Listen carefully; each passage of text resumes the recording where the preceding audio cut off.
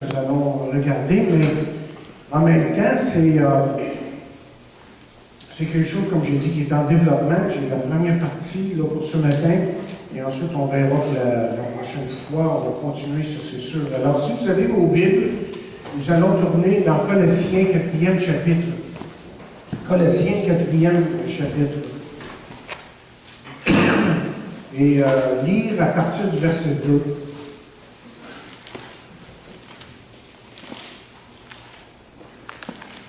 Nous lisons dans Colossiens, 4e chapitre, verset 2, « Persévérez dans la prière, veillez-y avec action de grâce. Priez en même temps pour nous afin que Dieu nous ouvre une porte pour la parole, en sorte que je puisse annoncer le mystère de Christ dans lequel je suis dans les chaînes, et le faire connaître comme je dois en parler. Conduisez-vous avec sagesse envers ceux d'or, et rachetez le temps, que votre parole soit toujours accompagnée de grâce, assaisonnée de sel, afin que vous sachiez comment il faut répondre à chacun. Seigneur, nous te remercions encore une fois pour ta parole. Nous voudrions, Seigneur, que ta parole puisse vraiment même saisir nos cœurs ce matin. Vraiment nous emmener à une plus grande adoration, une plus grande révérence, à vraiment te connaître aussi de mieux en mieux. Nous voulons que tu nous parles par ta parole et merci de ce que tu fais, que ton Saint-Esprit est à l'œuvre pour nous rappeler des fois des choses. C'est pas qu'on ne sait pas, à savoir comment les appliquer dans nos vies, à savoir comment vraiment marcher avec toi. Et donc, Seigneur, nous te mettons toutes ces paroles devant toi, mais que nos cœurs soient bien disposés afin que nous recevions de toi. Nous prions dans le nom de Jésus. Amen. Amen. Vous savez, je pense qu'à un certain moment, nous avons tous été impressionnés par un message de la parole de Dieu, soit par un sermon qu'on entend, qu'on a entendu, et ou peut-être même juste une phrase dans un sermon. C'est quelque chose qui nous a vraiment frappé. Et je me rappelle justement d'un message livré par un certain pasteur à ma graduation d'école biblique. Il annonça le thème de son message avec énergie et passion, qui était saisi par une vision. Et tout d'un coup, comme un seul homme, l'Église, l'Assemblée s'est levée et a manifesté son approbation et sa joie. Il y avait environ peut-être 400 personnes à cette réunion. Et ça, c'était en mai 1972, et je m'en rappelle comme c'était hier. Et depuis, j'ai souvent demandé à Dieu d'ouvrir mes yeux afin de voir ce qu'il voit, lui, dans les hommes. C'est vrai que théologiquement ou bibliquement, vous savez, on sait, on comprend peut-être les paroles de Paul, ou au moins on les connaît, parce que Paul dit, car nous avons déjà prouvé que tous Juifs et Grecs sont sous l'empire du péché, selon qu'il est écrit. Il n'y a point de juste, pas même un seul, nul n'est intelligent, nul ne cherche Dieu, tous sont égarés, tous sont pervertis. La crainte de Dieu n'est pas devant leurs yeux.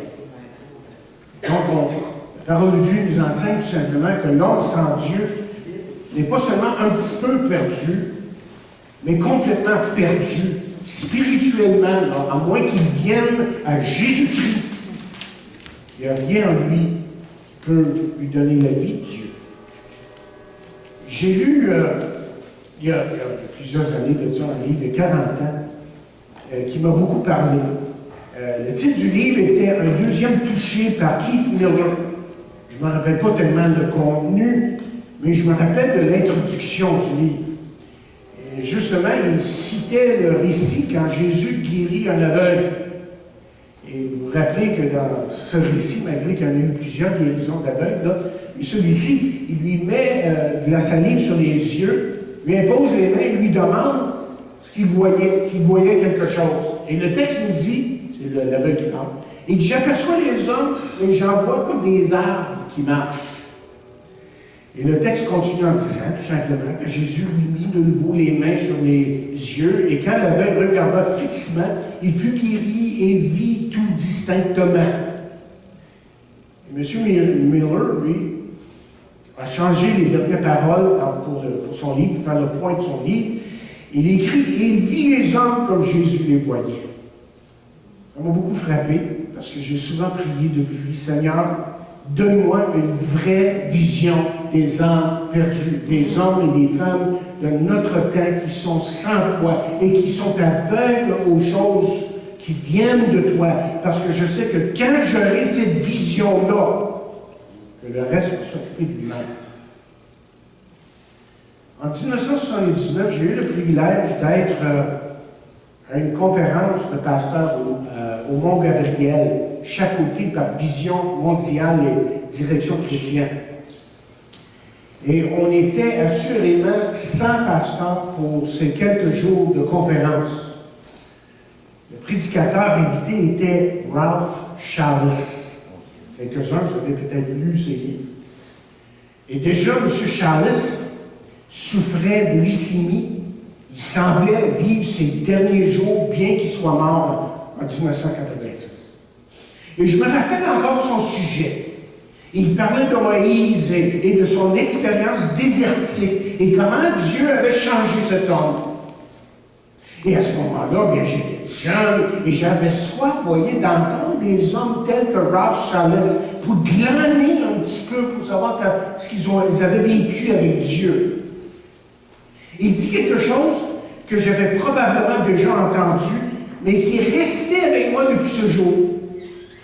Et plus la conférence avançait, plus on pouvait sentir que cet homme connaissait Dieu et de son propre aveu par ses nombreuses souffrances. Et tout cela l'avait emmené à vivre une grande intimité avec Dieu. Et lorsque vous lisez Ralph Challis, qui a écrit plusieurs livres, vous ressentez ça dans ses livres. Vous ressentez que vous avez affaire avec un homme qui connaît Dieu, qui a connu Dieu. Et vous allez dire, mais qu'est-ce qui t'a tellement impressionné de ce qu'il a dit, là? Il a dit plusieurs choses, on était ensemble plusieurs choses, mais simplement ceci. Il a dit une simple phrase qui m'a frappé comme entre les deux yeux et qui m'a convaincu de bien des choses. Il a dit tout simplement, il peut y avoir une nette différence entre un bon prédicateur et un homme de Dieu. Simple, mais j'avais besoin de l'entendre. Simple, mais puissant. Parce que celui qui était devant nous connaissait Dieu. C'était évident. Et cette simple déclaration m'a souvent conduit sur mes genoux pour réclamer à nouveau sa grâce et son pardon. Et de lui dire, Seigneur, je ne veux pas simplement être un prédicateur, mais je veux vraiment être ce que tu veux que je sois. Et moi, c'est mon souhait pour vous ce matin. Que vous ne soyez pas seulement des hommes et des femmes ordinaires, mais des hommes et des femmes qui cherchent vraiment à connaître Dieu et à vraiment marcher dans la puissance de Dieu. Vous savez, quand on est jeune, on pense tout savoir. Je l'avais entendu de Ralph Challis et de d'autres, mais à la longue, je l'ai appris personnellement. Que c'est vraiment à l'école de la souffrance qu'on apprend à connaître Dieu. C'est lorsqu'on souffre, comment dire, qu'on apprend à vraiment connaître Dieu. Et c'est peut-être Jean Caret qui le dit le mieux dans sa chanson. Maintenant, je sais. Et ça me fait toujours réfléchir lorsque j'entends cette chanson-là. Lorsqu'il dit, quand j'étais gosse, haut comme 3 pommes, je parlais bien fort pour être un homme. Je disais, je sais, je sais, je sais, je sais. C'était le début, c'était le printemps. Mais quand j'ai eu mes 18 ans, j'ai dit, je sais, ça y est. Cette fois, je sais. Et aujourd'hui, les jours, je me retourne, je regarde la terre et quand même, je fais les 100 pas et je ne sais toujours pas comment elle tourne. À 25 ans, je savais tout. L'amour, les roses, la vie, les soutiens. Oui, l'amour. j'en avais fait tout le tour. Et heureusement, comme les copains, je n'avais pas mangé tout mon pain. Au milieu de ma vie, j'ai encore appris. Ce que j'ai appris, ça tient en 3-4 mots. Le jour où quelqu'un vous aime, il fait très beau. Je peux pas mieux le dire, il fait très beau. C'est encore ce qui m'étonne dans la vie. Moi, qui suis à l'automne de ma vie, on oublie tant de soirs de tristesse, mais jamais un matin de tendresse. Toute ma jeunesse, j'ai voulu dire, je sais. Seulement, plus je cherchais, et puis moins je savais. Il y a 60 ans, 60 coups qui ont sonné à l'horloge. Je suis encore à ma fenêtre, je regarde et je m'interroge. Maintenant, je sais qu'on ne sait jamais. La vie, l'amour, l'argent, les amis, les roses, on ne sait jamais le bruit ni la couleur des choses. C'est tout ce que je sais, mais ça, je le sais. C'est bien dit, mais écoutez bien les paroles d'un homme de Dieu maintenant, qui peut-être dit quelque chose qui est similaire, mais qui vient de Dieu, ce qui fait toute une différence. C'est Paul qui écrit, qui dit ceci. Il dit toutes ces choses constituaient à mes yeux un gain, mais à cause du Christ, je les considère désormais comme une perte. Je vais même plus loin. Tout ce en quoi je pourrais me confier, je le considère comme une perte à cause de ce bien suprême, la connaissance de Jésus-Christ mon Seigneur. À cause de lui, j'ai accepté de perdre tout cela. Oui, je le considère comme bon à être mis au rebut afin de gagner Christ. Mon désir est d'être trouvé en lui, non pas avec une justice que j'aurais moi-même acquise en obéissant à la loi, mais avec la justice qui vient de la foi en Christ et que Dieu accorde à ceux qui croient. C'est ainsi que je pourrai connaître Christ, c'est-à-dire expérimenter la puissance de sa résurrection et avoir part à ses souffrances, en devenant semblable à lui jusque dans la mort, ou dans sa mort, afin de parvenir, quoi qu'il arrive, à la résurrection d'entre les morts. Non, certes, je ne suis pas encore parvenu au but. Je n'ai pas atteint la perfection, mais je continue à courir pour tâcher de saisir le prix, car Jésus-Christ s'est saisi de moi. Non, frère, pour moi, je n'estime pas avoir saisi le prix, mais je fais une seule chose, oubliant ce qui est en arrière de moi, et tendant toute mon énergie vers ce qui est devant moi. Je poursuis ma course vers le but pour remporter le prix attaché à l'appel que Dieu nous a adressé du haut du ciel dans l'union avec Jésus-Christ. Vous savez, il n'y a rien de plus frustrant pour un pasteur que d'avoir quelqu'un devant lui qui connaît tout. Il réalise assez vite quand même aussi qu'on ne peut pas aider la personne, la dite personne. Mais quelle joie lorsqu'après avoir parlé à un individu pour l'aider à corriger certaines lacunes, que cette personne vous dit « J'ai vraiment besoin de ton aide. » Et à travers les années, j'ai voulu savoir quels étaient les points de repère de certains grands hommes de Dieu. On lit dans la parole de Dieu, on lit des biographies de grands hommes de Dieu. Moi, ce que j'aime lire, essayer de reconnaître, c'est qu'est-ce qui marche dans leur vie. Je pense qu'on a tous fait ça. Dernièrement, j'ai été impressionné par le témoignage d'un monsieur D.A. Parson et comment Dieu l'a dirigé dans l'enseignement de l'Écriture. Et ce monsieur est devenu un apologiste, c'est-à-dire une personne qui défend la foi chrétienne de réputation mondiale, qui mérite d'être écoutée. Et dire que c'est probablement quelqu'un que certains d'entre nous avons côtoyé à un moment donné, parce que son père, vous voyez, était missionnaire ici au Québec, et lui-même avait vécu et étudié à Montréal pendant plusieurs années. Permettez-moi de simplifier les choses ce matin et vous parler de quelqu'un que nous connaissons bien. Si ce matin, je vous demande là, de me donner un passage des Écritures qui serait les points de repère de l'apôtre Paul, quel passage est-ce que vous liriez, vous me donneriez? Et là, on parle des points de repère. Peut-être qu'on pourrait parler de l'ADN. Hein? On est familier avec ce terme-là aujourd'hui. L'ADN d'une personne. Mais je pense que si j'avais à vous demander un passage, plusieurs arriveraient des bons passages et tous seraient valables. Mais pour moi, celui qui est devant nous, là, m'a parlé encore dernièrement. Et j'aimerais vous parler de 3 choses dans la vie de cet homme qui sont indissociables. Et j'aimerais vous parler pour cette semaine, et peut-être pour les 2 prochaines semaines, des liens de Paul. Notre texte, d'abord, nous indique, si vous avez bien suivi avec moi dans la lecture, là, nous indique que Paul était d'abord dans les chaînes ou les liens à Rome. Et on peut penser là, que Dieu avait toutes sortes de raisons ici pour que Paul soit en prison. Rappelez-vous que Dieu est souverain. Il n'y a pas d'accident dans nos vies. Si Dieu a permis qu'il soit en prison, c'est parce que Dieu avait encore un plan dans sa vie et que Dieu voulait encore plus que jamais le diriger. Et la première chose que je trouve, moi, probablement, que c'est tout simplement pour prier. Parce que son ministère, on se rappelle, si vous avez le moindre connaissance du ministère de l'apôtre Paul, son ministère était ardu, pénible. Et il se devait de continuer en comptant sur la grâce et la puissance de Dieu, parce que c'était dur. Il le décrit, le temps nous manque de lire tous les passages, mais il montre un peu jusqu'à quel point il a souffert cet homme-là. Mais il avait besoin de prier pour apprendre à dépendre de Dieu. Et justement, dans Philippiens 4e chapitre, verset 13, c'est Paul qui écrit, il dit une simple phrase qui dit tout de ce qu'il est devant Dieu, de ce que lui veut de Dieu. Lorsqu'il dit « Je prie tout par celui qui me sauve ».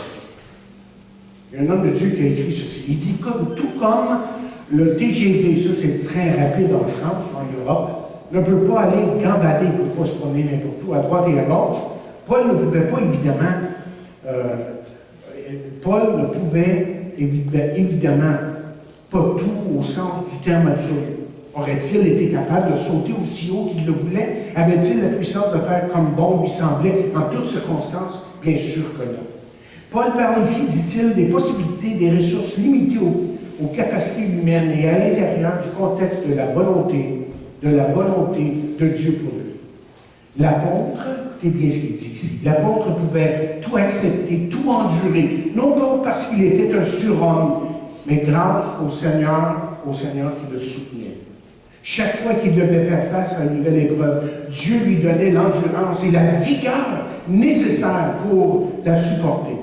Son union avec le Christ était nécessaire et suffisante pour le rendre capable de parer à tous les coups fourrés du diable. Je pense que c'est un Européen qui était là. Un coup fourré du diable, des Juifs, des Romains et des faux frères. Paul disposait d'une armure invisible, une aide spirituelle toujours présente, et il savait faire face à toute situation. La parole de Dieu dit, et l'apôtre connaissait bien ces paroles, l'Éternel donne de la force à celui qui est fatigué, et il augmente la vigueur de celui qui est à bout de ressources. Les jeunes gens se lassent et s'épuisent, et même les robustes gaillards tombent. Mais ceux qui comptent sur l'Éternel renouvellent leur force. Ils prennent leur envol comme de jeunes aigles, sans se lasser. Ils courent, ils marchent en avant et ils ne s'épuisent pas. Il termine son écrit en disant ceci. Il dit, c'est une fois que le croyant est à bout de ressources et qu'il est épuisé de ses propres forces, qu'il est le plus à même de se tourner entièrement vers Dieu afin de recevoir sa grâce. Paradoxalement, ce sont les situations de détresse qui sont les plus propices à expérimenter le contentement dû à la présence de Dieu et la paix intérieure qu'il donne à ceux qui se confient en lui. À l'image de Paul, ce sont les croyants qui restent sur les rails de l'obéissance, qui sont libres et peuvent tout en Dieu qui les fortifie. Et Paul avait besoin de continuer à dépendre de Dieu. Oh, c'était un grand homme de Dieu, aucun doute de ça. Mais même là, il avait besoin de continuer à apprendre, de dépendre sur Dieu. Il devait prier. Deuxièmement, il devait écrire. Et Dieu l'avait définitivement choisi pour nous donner les grands secrets cachés de Dieu depuis le début des siècles. Il y a des choses que lui écrit, personne d'autre l'avait vu, l'avait compris. Dieu ne l'avait pas donné. Et on va en parler la semaine prochaine de ça. Mais si Dieu lui avait donné tout ça, c'est afin que l'Église elle-même soit transportée dans la gloire de Dieu ici-bas même. Et tout en écrivant, tout en écrivant, Paul était conscient d'une chose très importante. Et quelle était cette chose-là? Voyez ce qu'il dit. Il dit que toute écriture a été rédigée sous l'inspiration de Dieu. C'est pourquoi elle est utile pour nous enseigner la vérité et nous en persuader, pour apprendre à nous connaître et pour nous convaincre de péché, pour réfuter les erreurs et rectifier nos pensées. Elle nous aide à réformer notre conduite et nous rend capables de mener une vie juste et disciplinée, conforme à la volonté de Dieu. Vous voyez ce que la parole de Dieu fait dans nos vies? C'est ça, elle nous dirige. Et troisièmement, on peut dire que Paul devait apprendre à se reposer. Il y a bien des pasteurs qui ont besoin d'apprendre à se reposer. Je suis surpris. Ma femme me regarde pas, c'est pour ça. En disant ça. Pouvez-vous imaginer Paul en vacances? Je pense pas, moi. J'ai l'impression que lui, il ne savait pas se reposer. Mais son vrai repos était dans la présence de celui qu'il servait et adorait. Et c'est pour ça qu'il va dire ceci. Il dit, nous avons certes beaucoup à souffrir au service de Christ. Parfois, la coupe déborde. Ça va vraiment mal, des fois. C'est ça que tu es en train de dire? La coupe déborde, ça va mal. Et il dit, nous portons ses souffrances avec lui. Il est toujours pour nous la source d'abondante consolation. Et il y a un commentaire ici que je vais sauter là, parce que le temps passe. Mais le résumé, c'est tout simplement ceci. C'est que puisque Paul a souffert et qu'il a connu la consolation qui naît de Dieu, il pouvait en retour consoler les autres. Et c'est pour ça que ces lettres sont remplies d'espoir, de joie. Imaginez, il est en train d'écrire aux Philippiens, puis où se trouve-t-il? Mais ça donne que quand il est en train d'écrire cette lettre-là, qui est en prison, enchaîné, et il dit aux gens, réjouissez-vous toujours dans le Seigneur. Oh. Il a trouvé quelque chose, oui. Il a connu quelque chose qui était extraordinaire dans sa vie, parce que pensez-y pour un instant, dans ce temps-là, ce n'était pas des prisons climatisées. C'était des donjons avec des rats, c'était une mine, il y avait toutes sortes de choses qui se passaient là, les senteurs devaient être terribles, il devait tout endurer ça, et les coups et les gens qui lui en voulaient pour toutes sortes de raisons, et il dit, réjouissez-vous toujours dans le Seigneur.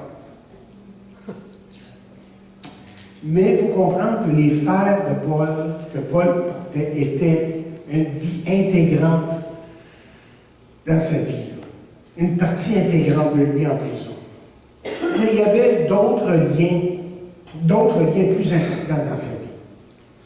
Et c'est ça que je vais vous expliquer aujourd'hui, la semaine prochaine. D'abord, il faut revenir dans la vie de Paul, justement. Et vous allez vous rappeler qu'à un certain moment, il parle d'un certain voyage en Arabie. Si vous tournez avec moi dans Galates, premier chapitre, vous allez voir qu'à un moment donné, il parle d'un voyage en Arabie. On n'entend pas beaucoup de ça. Il a fait un voyage en Arabie. Puis il dit au verset 15, il dit, mais lorsqu'il plut à celui qui m'avait mis à part dès le sein de ma mère et qui m'a appelé par sa grâce, de révéler en moi son Fils, afin que j'annonçasse parmi les païens, aussitôt je ne consultais ni la chair ni le sang. Je ne montais point à Jérusalem. Qui se trouvait à Jérusalem? C'est les autres apôtres. Et c'est eux qui approuvaient les ouvriers dans un sens. Il dit, j'ai pas fait ça. Qu'est-ce qu'il a fait? Il dit, je ne montais point à Jérusalem vers ceux qui furent apôtres avant moi, mais je partis pour l'Arabie. Et on pense que Paul a passé 3 ans. Et vous savez, souvent, je me demande, mais qu'est-ce qui est arrivé? Ce qu'il a fait là? En Arabie, on ne dit absolument rien de ça, de son temps qu'il a passé en Arabie. Qu'est-ce qui s'est passé? Vous savez, je ne connais pas grand-chose dans le travail d'avocat, mais j'ai entendu dire parfois de leur part que pour défendre leurs clients, qu'il y a tel et tel précédent en ce qui a trait à telle et telle situation. Vous comprenez? Okay, il y a eu telle situation dans le passé, on a jugé de telle façon, donc évidemment, si la situation est semblable, on va regarder le jugement de l'autre situation, on va dire, OK, probablement que les résultats devraient être comme ça.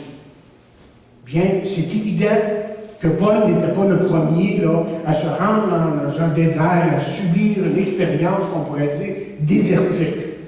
Parce qu'il y avait les patriarches, il y avait David, il y avait les prophètes, il y a Jean-Baptiste, et même Jésus a passé du temps dans le désert. Regardez la parole de Dieu, ce qu'elle dit. Moïse est devenu un grand homme de Dieu, mais il a fallu, nous dit la parole de Dieu, 40 ans pour que Dieu le prépare à conduire le peuple en dehors de l'Égypte. 40 ans, il faut le faire quand même. Lui qui auparavant, vous vous rappelez, si vous connaissez l'histoire de Moïse, était un meurtrier. Mais c'est un homme que Dieu a changé, transformé. Il est devenu un homme de Dieu, que Dieu a pu se servir. Impatient, il est devenu un homme plein de douceur, capable même de plaider la cause du peuple d'Israël après qu'ils aient fait le retard. Vous vous rappelez l'incident? Et là, ce qu'il dit, c'est ceci. Regardez sa prière. C'est sa prière là, qui est remarquable. Parce que là, il est en train de plaider, non pas pour lui, là, mais il plaide pour le peuple. Puis il dit, si tu ne marches pas toi-même avec nous, ne nous fais pas partir d'ici. Comment sera-t-il donc certain que j'ai trouvé grâce à tes yeux, ainsi que ton peuple? Ne sera-ce pas quand tu marcheras avec nous et quand nous serons différents, moi et ton peuple, de tous les peuples qui sont à la surface de la terre? Et l'Éternel dit à Moïse, je ferai aussi ce que tu me demandes là, parce que tu as trouvé grâce à mes yeux et je te connais. Je te connais. C'est bien ce qu'il dit.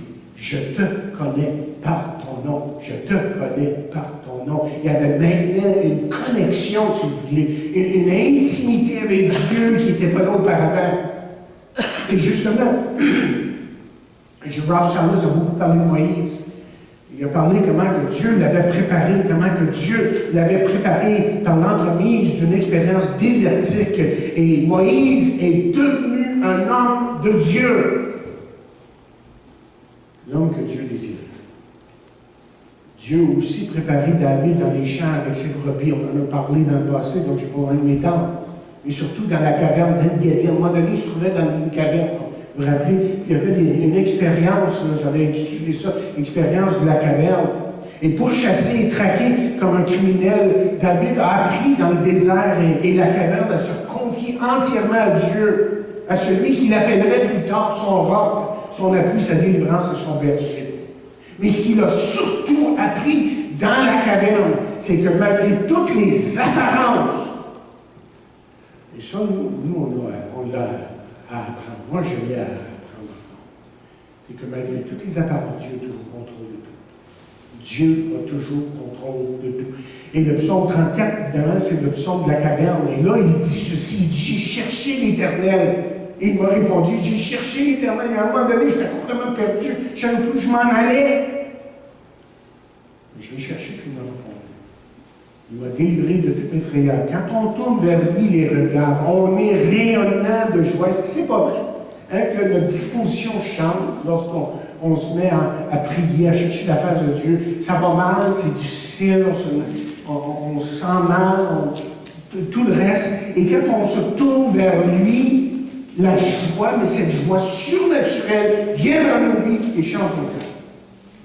Et il ajoute, et le visage ne se couvre pas d'or. Je pense que Paul avait besoin de préparation. Avant même de commencer son ministère. Pensez-y pour un instant. Dans Matthieu 5e chapitre, verset 20, on lit ces paroles.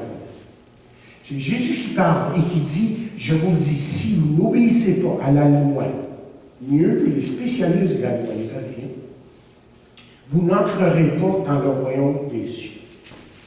Et ce que Jésus faisait dans Matthieu 5 ici, c'est de clairement indiquer que ceux qui tenaient le peuple spirituellement en otage étaient les pharisiens.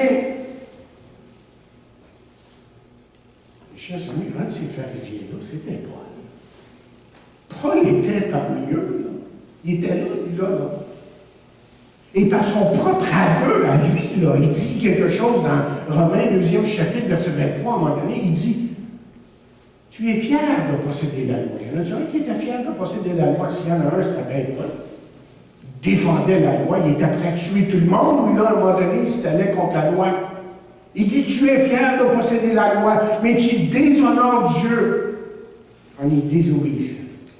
Et ainsi, comme le dit l'Écriture, à cause de vous, Juifs, le nom de Dieu est tout tragique parmi les païens. Alors moi, ma question c'est, qu'est-ce qui est arrivé à Paul en Arabie?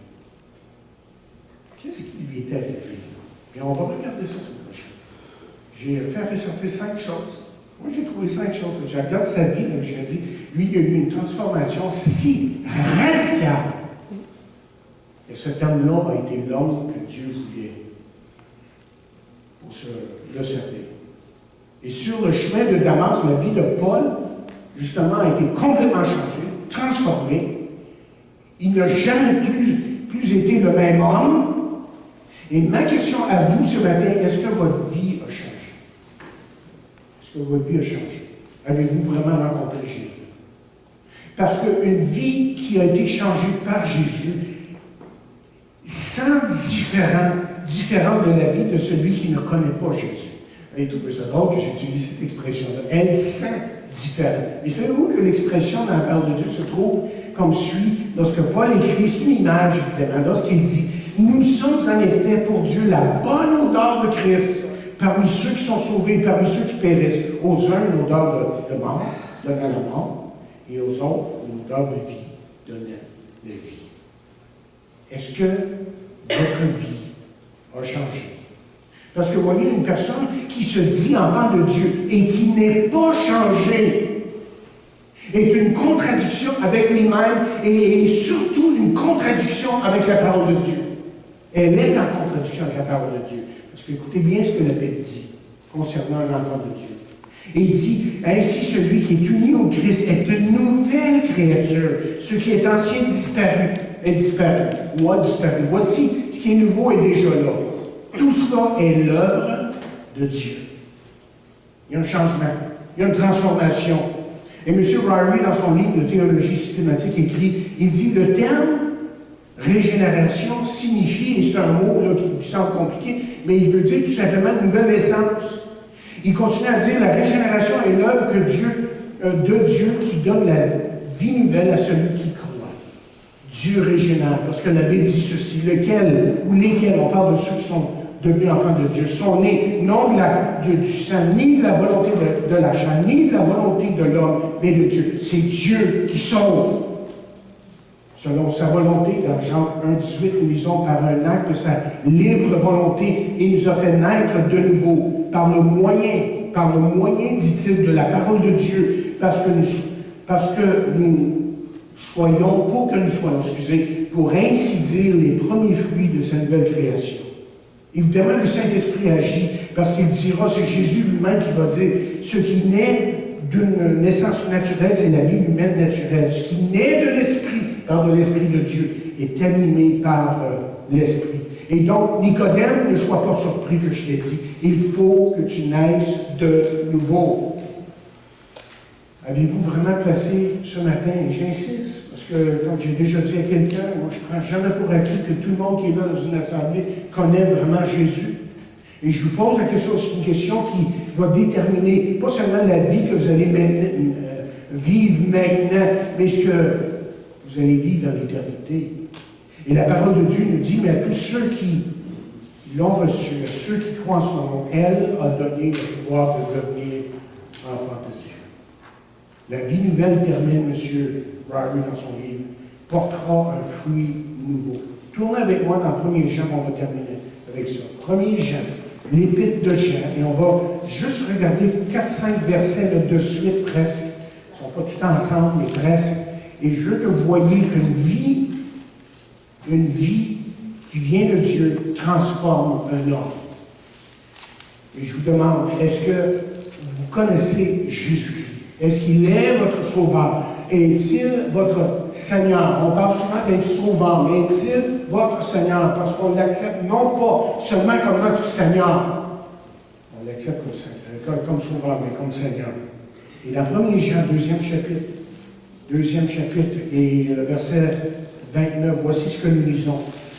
Verset 29 de 1er Jean, 2e chapitre, il dit, si vous savez qu'il est juste, reconnaissez que quiconque pratique la justice est né de lui. Celui qui fait le bien est né de lui. 3e chapitre, verset 9, quiconque est né de Dieu ne pratique pas le péché, parce que la semence de Dieu demeure en lui, et il ne peut pas pratiquer le péché, parce qu'il est né de Dieu. Vous voyez la différence? Quand on est né de Dieu, on est différent. Et ensuite, 4e chapitre, verset 7. Il dit, bien-aimés, aimons-nous les uns les autres, car l'amour est de Dieu. Et quiconque aime est né de Dieu et connaît Dieu. On ne parle pas de juste aimer un petit peu, là, si on parle de l'amour de Dieu, qui a vraiment changé nos vies, qui nous aime, même à aimer ceux qui sont difficiles à aimer. Mais enfin, dans le 5e chapitre, nous disons, quiconque croit, au verset 1, que Jésus est le Christ, est né de Dieu. Et quiconque aime celui qui l'a engendré, aime aussi celui qui est né de lui. Au verset 4, nous disons, car tout ce qui est né de Dieu triomphe du monde. Lui qui est né de nouveau triomphe du monde. Et la victoire qui triomphe du monde, c'est notre foi. Et enfin, le dernier verset, c'est verset 18. Il dit, nous savons que quiconque est né de Dieu ne pratique pas le péché, mais celui qui est né de Dieu se garde lui-même. Et le malin ne le touche pas. Wow! Il y a toute une transformation qui a lieu lorsque un homme, une femme vient à Jésus. Est-ce que votre vie a changé?